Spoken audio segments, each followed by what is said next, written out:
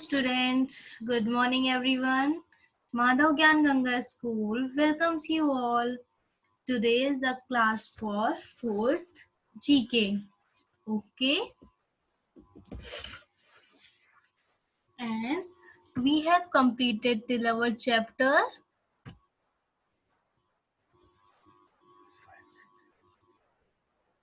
We have completed our 4 chapters 1, 2, 3 and 4. Okay. And today we will discuss about chapter number 5, chapter number 6, 7 and 8. Total 4 chapters. Okay. So let's start our 5th chapter, Sea Animal. Okay. Here is the what asking unjumble the jumbled letters to know the names of these sea animals.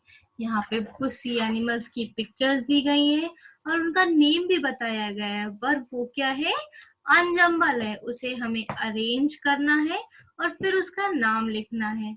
तो सबसे पहले हमें जो photo दी गई है, तो ये किसकी पिक्चर है, ये है ऑक्टोपस की। तो ऑक्टोपस की स्पेलिंग क्या होती है, O C T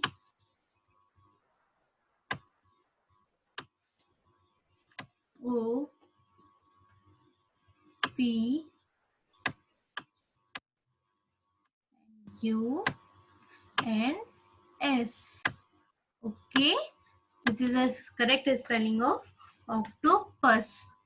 Now next is, ये हमें जो पिक्चर दिख रही है वो किसकी है, ये हमारी ब्लू व्हेल। ओके, तो करेक्ट स्पेलिंग क्या है हमारी ब्लू व्हेल की,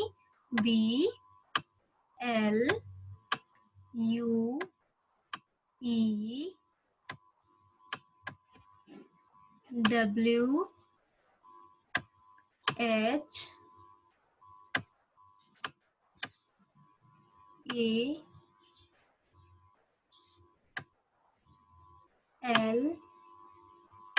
and E.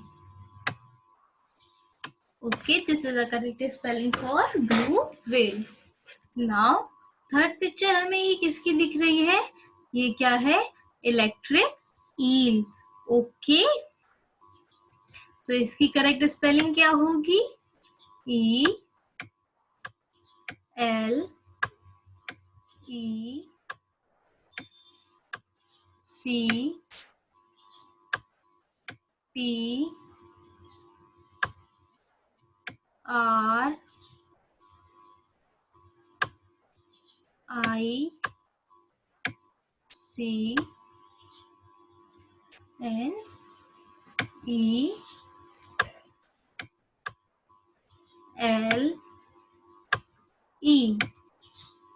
Okay, this is the correct spelling for your electric eel.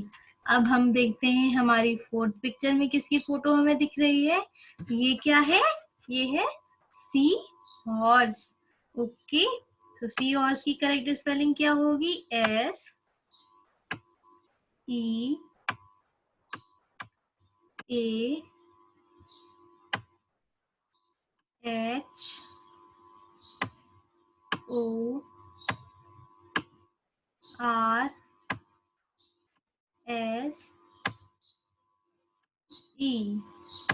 Okay, this is the correct spelling for your sea horse. Sorry. Now अब ये fifth picture हमें किसकी दिख रही है, ये क्या है, डॉल्फिन। तो डॉल्फिन की करेक्ट स्पेलिंग क्या होगी,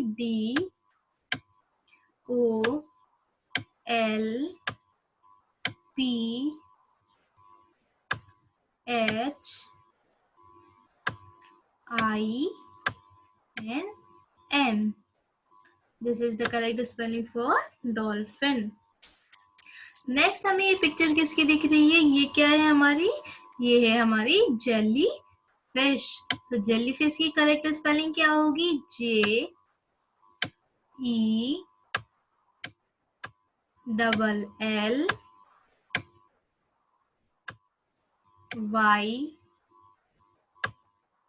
F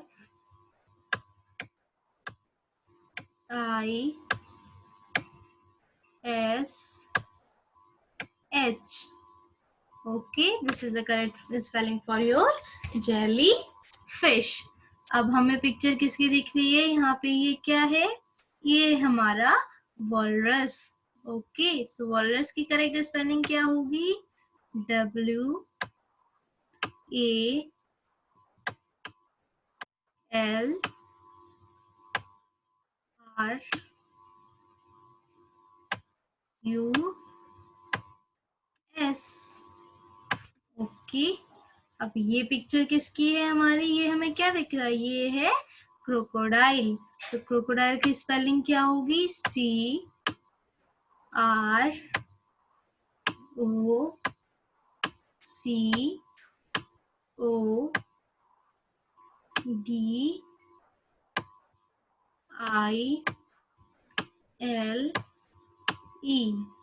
Okay, this is the correct spelling for your crocodile.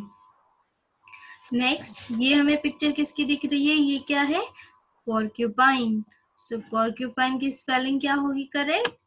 PORCUPINE.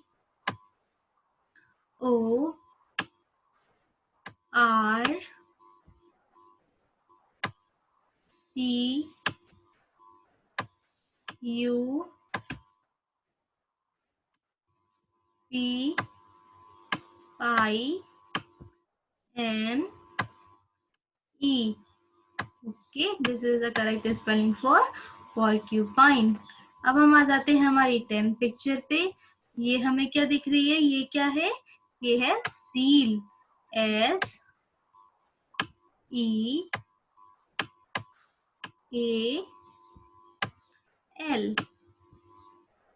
Okay, अब 11th पिक्चर में हमें ये क्या दिख रही है? ये क्या है? स्क्विड है. ओके, तो स्क्विड की करेक्ट स्पेलिंग क्या होगी? SQUINT.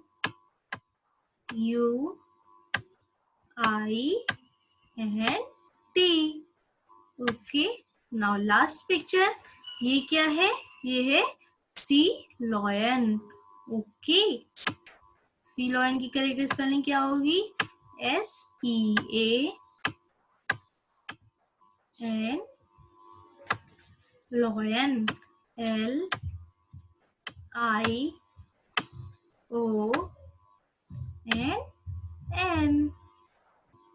ओके, यहाँ पे हमने सारे एनिमल्स की करेक्ट स्पेलिंग लिखनी है. सो आपको क्या करना है? इन्हें नोटबुक में नोट करना है, लिखना है और इन्हें लर्न भी करना है. ओके, चलिए अब हम हमारे नेक्स्ट चैप्टर पे चलते हैं. यहाँ पे क्या है? एनिमल्स के बारे में कुछ फैक्ट बताए गए हैं. सो हम इसे पढ़ेंगे और समझेंगे. ठीक है, तो चलिए इसे स्टार्ट करते हैं. सबसे पहले हमें किसके बारे में फैक्ट बताया गया है? ब्लू व्हेल के बारे में. ब्लू व्हेल के बारे में क्या जानते हैं? We have learned that the blue whale is the largest creature on earth. Blue whale क्या है? लार्जेस्ट क्रिएचर है पूरे अर्थ पे. बट लेकिन perhaps we do not know that the heart of the blue whale is same as the size of a small car. लेकिन जो blue whale का heart होता है, जो उसका दिल होता है, वो कितना बड़ा होता है? जितनी की एक छोटी सी कार होती है. Okay, it's tongue is the size of an elephant. और उसकी जो टंग होती है, मीन्स उसकी जो जीभ होती है, उसका साइज कितना होता है? एक एलिफेंट के जितना. Okay, with this description we can imagine how large this creature is. It has a special quality. Its whistle is the loudest noise made by any animal. और जो इसकी whistle होती है, जो सीटी होती है, वो सबसे ज्यादा लाउडेस्ट होती है, सबसे ज्यादा आवाज वाली होती है, जो किसी भी एनिमल से वो आवाज निकाली जाती है. ओके, तो ब्लू व्हेल के बारे में हमने क्या क्या जाना? ये लार्जेस्ट क्रिएचर है अर्थ पे, और इसका जो हार्ट होता है वो किसी भी छोटी कार के बराबर होता है, और जो उसकी टंग होती है वो कितनी बड़ी होती है? वो एक एलिफेंट के साइज के बराबर की होती है. ठीक है, और जो इसकी विसल होती है, जो इसकी आवाज होती है, वो सबसे ज्यादा लाउडेस्ट, सबसे ज्यादा नॉइस नॉइज बनाती है बाकी सब एनिमल्स के कंपैरिजन में। ओके, अब हम किसके बारे में जानेंगे? अब हम पढ़ते हैं द ऑस्ट्रेलियन कोला के बारे में। ओके, ऑस्ट्रेलियन कोला के बारे में क्या बताया है हमें? We have heard about human beings health conscious, but did we even hear about animals being health conscious? हमने सुना है, हम सब जानते हैं कि जो हम ह्यूमंस होते हैं वो क्या होते हैं, अपनी सेहत को लेके बहुत ही सतर्क रहते हैं, बहुत ही केयर करते हैं अपनी। पर क्या आपने कभी सुना है कि एनिमल्स भी ऐसा करते हैं अपनी हेल्थ को लेकर? The Australian Cola is called an health conscious animal. हाँ, जो ऑस्ट्रेलिया का कोला होता है वो क्या होता है, एक हेल्थ कॉन्शियस एनिमल होता है, because it is a fussy about eating, क्योंकि वो किसी चीज को खाने से पहले बहुत सोचता है, बहुत सोच समझ के किसी चीज को खाता है। It eats only a particular type of eucalyptus leaf, और जो ये खाता है वो एक पर्टिकुलर टाइप की यूकेलिप्टस लीव्स को ही खाता है। It strips 10 trees in order to eat only 500 grams of leaf. और ये सिर्फ उस ट्री की 10 पत्तियों को तोड़कर, जो कि लगभग 500 ग्राम के बराबर होती है, उतनी ही खाता है। इसलिए इसे क्या कहते हैं, हेल्थ कॉन्शियस एनिमल कहते हैं। ओके, अब थर्ड हम पढ़ते हैं मेल अफ्रीकन एलिफेंट के बारे में। Okay, Elephant is known as the largest land animal, but the African elephant of Savannas species hold the record of growing 11 feet tall and 25 feet long. Elephant क्या है? Elephant जो land animals होते हैं उनमें सबसे बड़ा माना जाता है, लेकिन जो अफ्रीकन एलिफेंट होते हैं सवाना के जो स्पीसीज होती है वो क्या, उनका रिकॉर्ड है कितने बड़े होने का, 11 फीट टॉल और 25 फीट लॉन्ग होने का। ओके, कितने बड़े होते हैं, 11 feet tall and 25 feet long. Its weight is about 14,000 pounds. और उनका वेट कितना होता है, लगभग 14,000 pounds. Its life span is 60 years. और ये कितने साल जिंदा रहते हैं, 60 साल तक जिंदा रहते हैं। A male elephant is larger than the female elephant. और जो मेल एलिफेंट होता है वो फीमेल एलिफेंट से बड़ा होता है। अब हम जानते हैं थोड़ा चीता के बारे में। We have known just a sentence about cheetah that it is the fastest land animal.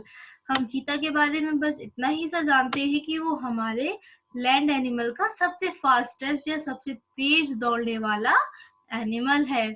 It's long legged body is built for speed. जो उसकी लंबी लंबी जो बॉडी, जो जिसमें लंबी लंबी उसके पैर होते हैं बॉडी में, वो किस लिए बने होते हैं, उसकी स्पीड के लिए, जितनी तेज वो रफ्तार से दौड़ सकता है उस लिए। It is capable of running 70 miles per hours. इसकी कितनी कैपेसिटी होती है, ये 70 माइल्स पर आवर के स्पीड से दौड़ सकता है।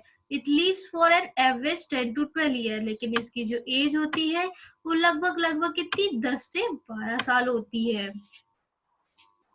अब हम जानते हैं कैटरपिलर ऑफ पॉलीफेमस मॉथ। जो पॉलीफेमस मॉथ एक कैटेगरी होती है उसके कैटरपिलर के बारे में जानते हैं। The larva of Polyphemus moth is found in north America. ये कहाँ पाई जाती है, ये नॉर्थ अमेरिका में पाई जाती है। In the first 56 days of its life, it consumed 86,000 times of its own birth weight.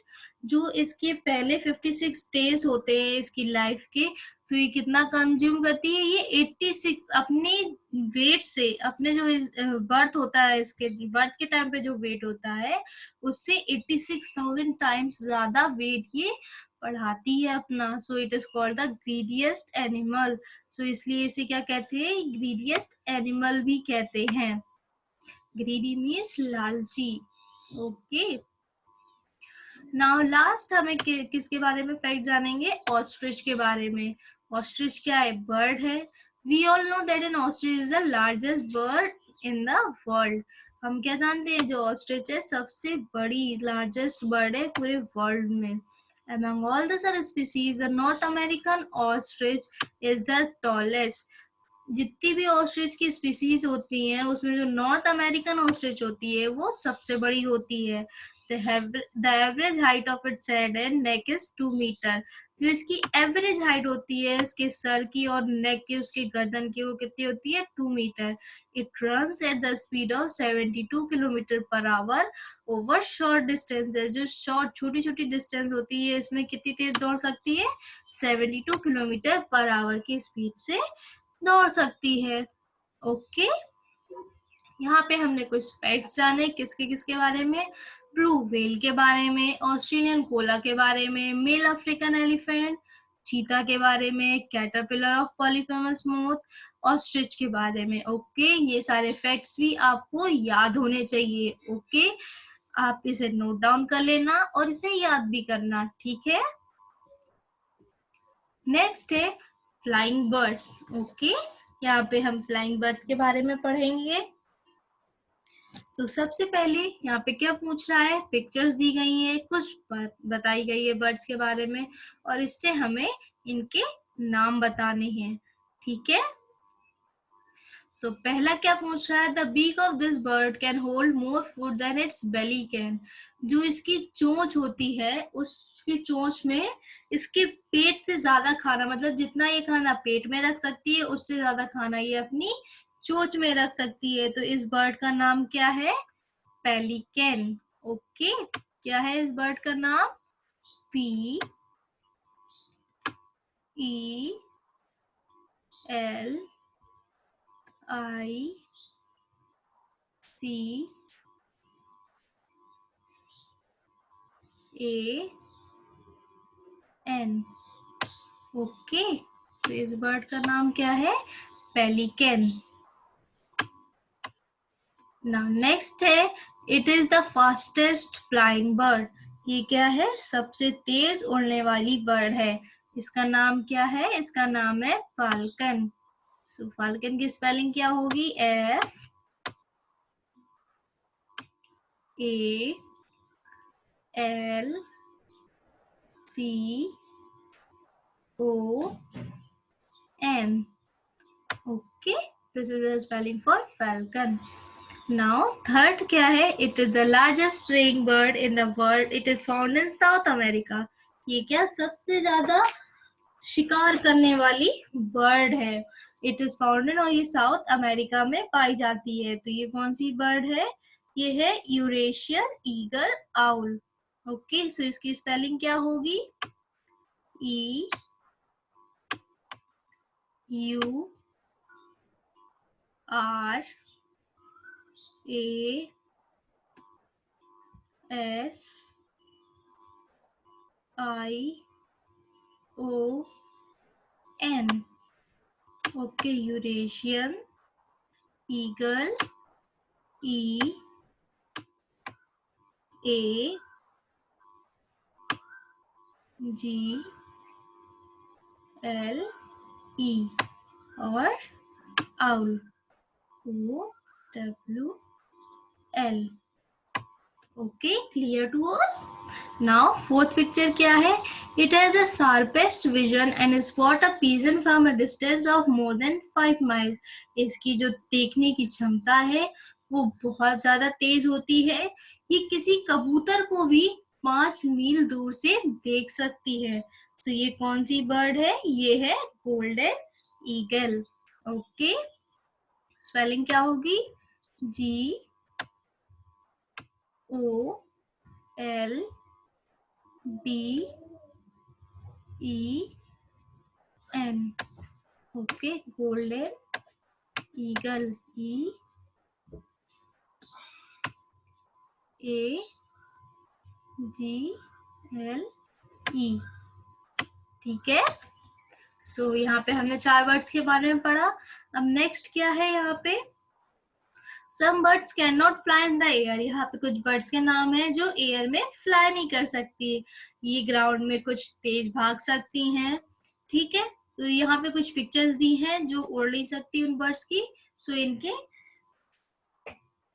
नाम हमें बताने हैं, ठीक है। ओके, तो ये आपके लिए होमवर्क है, तो ये आप करेंगे, ठीक है। नेक्स्ट है हमारा नेचर सेंस के बारे में। ठीक, इसमें हमें क्या करना है, choose and right the answer of the following questions. हमें यहाँ पे कुछ क्वेश्चंस दिए गए हैं, उनके आंसर्स लिखने हैं। ओके, तो चलिए पहला क्वेश्चन पढ़ते हैं। Name any most endanger species in India. सबसे ज्यादा इंडेंजर, जो खतरे में है, वो कौन सी स्पीसीज है? वो है हमारा tiger. Okay, so answer for your first question is here, this is a tiger. Now second question क्या है? The population of tigers is counted on the basis of which mark. जो टाइगर्स की population है वो किस basis पे count की जाती है, कौन से मार्क के ऊपर? तो ये है हमारा पग mark. Okay, so this is the answer for your second question. कौन से मार्क पे? पग मार्क पे, सेकेंड का। Now third, name any two man-made habitat where wild animals are protected in their natural environment। हमें दो ऐसी हैबिटेट, मतलब दो ऐसी जगह बतानी है जो मैन मेड है, मतलब हम लोगों ने, इंसानों ने बनाई है, जहाँ पे वाइल्ड एनिमल्स को बचा के रखा जाता है उनके नेचुरल एनवायरनमेंट में। तो कौन सी जगह है? वो है Corbett national park. Okay, so this is the place and answer for your third question. Now fourth question, which state in India has the largest number of tiger? कौन सी इंडिया की state है जहाँ पे टाइगर्स की जो number है, संख्या है, वो सबसे ज्यादा है? तो कहाँ है वो, कौन सी स्टेट है? वो है Madhya Pradesh. Okay, this is the answer for your question, MP or the Madhya Pradesh. Now fifth question, which is the largest bird sanctuary in India and in which state? India में सबसे बड़ी बर्ड सेंचुरी कौन सी है और कौन सी state में है? तो ये कौन सी है? ये है भरतपुर, राजस्थान। ठीक, भरतपुर में है और राजस्थान स्टेट में है। तो this is the answer for your fifth question. Now sixth question क्या पूछ रहा है हमारा? The Project Tiger was started in 1973 to ensure the growth of population of which animal. जो प्रोजेक्ट टाइगर स्टार्ट किया गया था 1973 में, तो किसकी पॉपुलेशन की ग्रोथ के लिए, कौन से एनिमल की पॉपुलेशन की ग्रोथ के लिए इसे शुरू किया गया था? तो ये था, तो हमें नाम से ही पता चल रहा है, प्रोजेक्ट टाइगर। सो ये टाइगर की ही ग्रोथ, पॉपुलेशन की ग्रोथ के लिए शुरू किया गया था। तो this is the answer for your question number 6। Now come to our 7th question, with which movement in Medha Patkar associated. कौन से मूवमेंट से, कौन से आंदोलन से मेधा पाटकर जुड़ी हुई थी? तो इसका आंसर क्या है हमारा? नर्मदा बचाओ आंदोलन से। Okay, this is the answer for your 7th question. Now our last question, in which state is the Kaziranga National Park situated? कौन सी स्टेट में काजीरंगा नेशनल पार्क है? तो हमारा आंसर क्या होगा? आसाम में सिचुएटेड है। This is the answer for your 8th question. Okay, this chapter is also done now. Thank you. I hope आपको सब समझ में आया होगा अच्छे से। हमारे YouTube चैनल MGGS क्लासेस को विजिट करते रहिए, वीडियो को लाइक करिए, शेयर करिए और सब्सक्राइब करिए और press the bell icon to get the latest update of the new videos. Okay, अब आगे के चैप्टर हम नेक्स्ट वीडियोस में कंटिन्यू करेंगे। Thank you, bye bye, take care.